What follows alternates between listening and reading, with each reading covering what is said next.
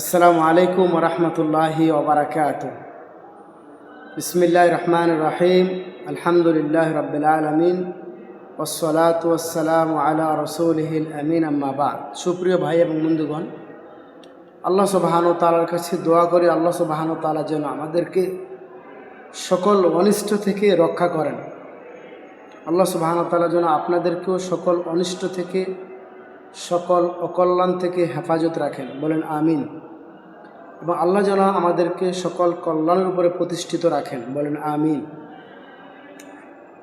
আলহামদুলিল্লাহ, আমরা গতই 12 ফেব্রুয়ারি আমাদের দেশের প্রেক্ষাপট নিয়ে একটি কথা বলতেছি। সেটা হচ্ছে একটা নির্বাচন অনুষ্ঠিত হয়েছে।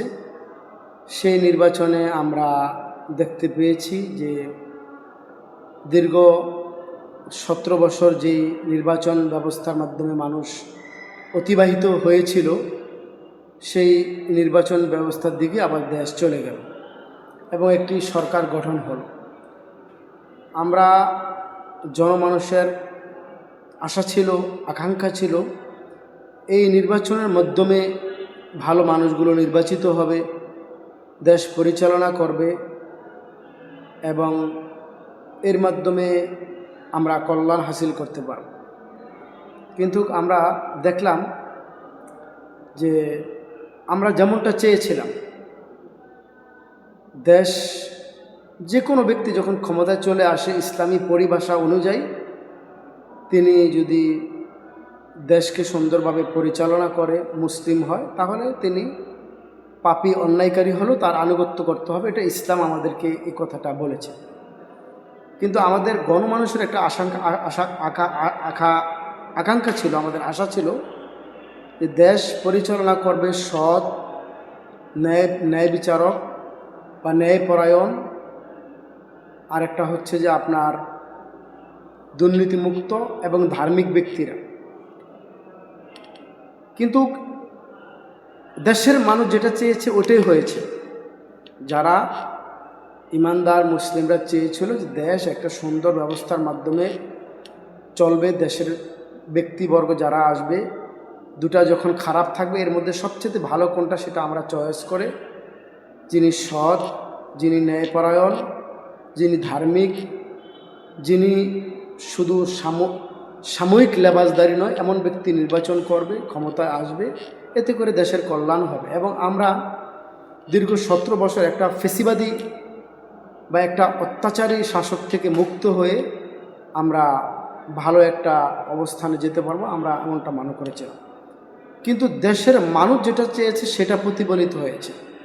এজন্য সেই মানুষের জন্য আলহামদুলিল্লাহ, কারণ তারা চেয়েছিল এমনটাই। যেমন বিগত 17 বছর আমরা যেমন শাসন ব্যবস্থার মাধ্যমে কাটিয়েছি, দেশের মধ্যে খুন, রাহাজানি, ব্যাংক লুটকারি, চাঁদাবাজি, টেম্পু স্ট্যান্ড দখল, ইজারা দখল, নদী থেকে অবৈধভাবে বালু উত্তোলন, ব্যাংকে থেকে টাকা আমানত যারা রেখেছে তাদের টাকা পায়নি, কারণ একাধিক ব্যক্তিরা টাকা লুটপাট করে গিয়েছে। এটা জনমানুষ যেটা চেয়েছে মূলত এটাই হয়েছে। আল্লাহ সুবহানাহু ওয়া তাআলা ততক্ষণ পর্যন্ত কোনো জাতির ভাগ্য পরিবর্তন করে না যতক্ষণ পর্যন্ত তারা নিজেরা নিজেদের ভাগ্যকে পরিবর্তন না করে। তাহলে এটা আমাদের হাতের কামাই। যারা আসছে তাদের এখন আনুগত্য করতে হবে, আর আল্লাহ সুবহানাহু ওয়া তাআলার কাছে দোয়া করতে হবে আল্লাহ যেন তাদেরকে ন্যায় এবং সৎভাবে দেশ পরিচালনা করার তৌফিক দান করেন। এটা তাদের জন্য আমাদের দোয়া করতে হবে, অভিশাপ নয়, দোয়া করতে হবে।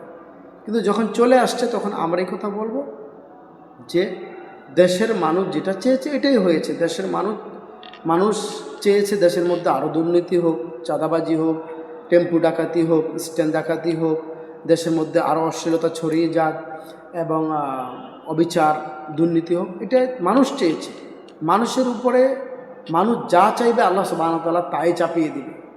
একটা আয়াতও রয়েছে, আয়াতটা আমি কিছুদিন আগে একটা অনুষ্ঠানে আলোচনা করেছিলাম যে মানুষ যেটা চাইবে, মান কানা ইউরিদুল হায়াতাদ দুনিয়া, দুনিয়ার জীবনে মানুষ যা চাইবে, মান কানা ইউরিদুল হায়াতাদ দুনিয়া ও জিনাতাহা, দুনিয়ার জিনত, দুনিয়ার আরাম আয়েশ ভোগ বিলাস, দুর্নীতি চাঁদাবাজি, মানুষ যা চাইবে, ও জিনাতাহা নুওয়াফি ইলাইহি আমালাহুম ফিহা, তাদেরকে আল্লাহ সুবহানাহু ওয়া তাআলা সেটা দিবেন, ওহুম ফিহা লা ইউবখাসুন, এবং তাদেরকে কোনো কিছুই কমতি করবেন না এবং তারা সেটা পরিপূর্ণ পাবে। কিন্তু যদি তারা দুনিয়ার জীবনকে প্রাধান্য দেয়, দুনিয়ার ভোগবিলাসকে প্রাধান্য দেয়, উলাইকা লাইসা লাহুম ফিল আখিরাতি ইল্লান নার, এর বিনিময়ে শুধু পরকালে আগুন আর আগুন, জাহান্নাম আর জাহান্নাম। ওয়া হাবিতা মা সনাউ ফিহা বাতিলু মা কানু ইয়ামালুন, আর দুনিয়ার জীবনে তারাই যা ইনকাম করেছে তা সব বাতিল হয়ে যাবে। কারণ আমাদের এই দুনিয়ার জীবন 50-60 বছরের।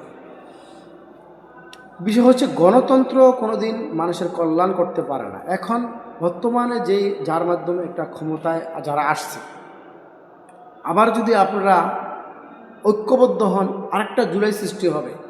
সেই জুলাইকে যদি আপনারা মনে করেন যে এই জুলাই হবে আমাদেরকে খেলাফত কায়েম করার জন্য, তাহলে সেটা এখন থেকেই সম্ভব হবে। কিন্তু যদি মনে করেন যে আবার একটা জুলাই হবে, আবার একটা আন্দোলন হবে, আবার আরেকটা ক্ষমতা লোক আসবে, তারা একই কাজ করবে। এই জন্য দুনিয়ার আইন, দুনিয়ার বিধান মানুষের কল্যাণ করতে পারে না। মানুষ সৃষ্টি করেছেন আল্লাহ, মানুষের বিধানদাতা, মানুষের রিজিক দাতা আল্লাহ। সে আল্লাহর আইন যদি বাস্তবায়ন করার জন্য আপনারা চেষ্টা করেন, আবার একটা জুলাই হবে, আবারও খেলাফত হবে। এখন থেকে আমরা কেন ঐক্যবদ্ধ হচ্ছি না যে ইনশাআল্লাহ যদি আবারও বাংলাদেশে 1 বছর পরে হোক, 2 বছর পরে হোক, 5 বছর পরে হোক একটা জুলাই বিপ্লব হয়, সেই বিপ্লবে আমরা এই গণতন্ত্রের ধারাকে পাল্টিয়ে আমরা খেলাফত কায়েম করব। অবশ্যই সেটা সম্ভব হবে এবং এই খেলাফতের মাধ্যমে, মজলিসে শুরার মাধ্যমে রাষ্ট্র ধার্মিক ব্যক্তিকে আমরা দেশের ভার দায়িত্ব বুঝিয়ে দিব। তাহলে এই দেশ আবার ঘুরে দাঁড়াবে। আর নয়তো এই ফেসিবাদী ব্যবস্থা চালু থাকবে। এটাই চাচ্ছেন পশ্চিমারা, গণতন্ত্র যারা প্রেমিক। এবং কিছু ভাই তাদের নিজেদের বিবেককে, নিজেদের আকিদাকে, নিজেদের বিশ্বাসকে, নিজেদের ইসলামকে বিক্রি করে দিয়ে তাদের কাছে বিক্রি হয়ে গেছে। তারা ভালো মন্দ যাচাই বাছাই করা, ভাই যখন দুটা খারাপ থাকবে, এর মধ্যে কোনটা বেশি খারাপ এবং কোনটা বেশি ভালো, ওটা যাচাই বাছাই করতে হবে। এটাই আলমগঞ্জ বলছে, ওই ব্যক্তি হচ্ছে সবচাইতে বড় জ্ঞানী, সবচাইতে বড় ফকিহ, যে ব্যক্তি কোনটা ভালো কোনটা মন্দ এটা যাচাই বাছাই করবে না, বরং কোনটা খারাপের মধ্যে ভালো সেটা নির্ধারণ করতে পারবে, ওই ব্যক্তি হচ্ছে সত্যিকারী ফকিহ, সত্যিকারী জ্ঞানী। এটাই উলামায়ে কেরাম বলেছেন, যারা নিরঙ্কুশ গভীরভাবে দিনকে চর্চা করেন। আল্লাহ সুবহানাহু ওয়া তাআলা যেন সকল ফিতনা থেকে আমাদেরকে হেফাজত করেন এবং যারা শাসন ব্যবস্থা আছে আল্লাহ যেন তাদেরকে দ্বীনের উপর অটল রাখেন, তাদেরকে ন্যায় ইনসাফ প্রতিষ্ঠিত করার তৌফিক দান করেন। এবং অল্প কয়েকদিন আগে যে আমাদের বাংলাদেশে প্রায় 4-5 হাজার মানুষ আহত হয়েছে এবং প্রায় কত মানুষ মারা গিয়েছে, তাদের আশা আকাঙ্ক্ষা কতটা বাস্তবায়ন হবে আমরা জানি। তবে আমরা দোয়া করি যারা এই শাসক চলে আসছে তাদেরকে যেন আল্লাহ তাআলা সঠিকভাবে দেশ পরিচালনা করার তৌফিক দান করেন। আসসালামু আলাইকুম রাহমাতুল্লাহি ওয়া বারাকাতুহু।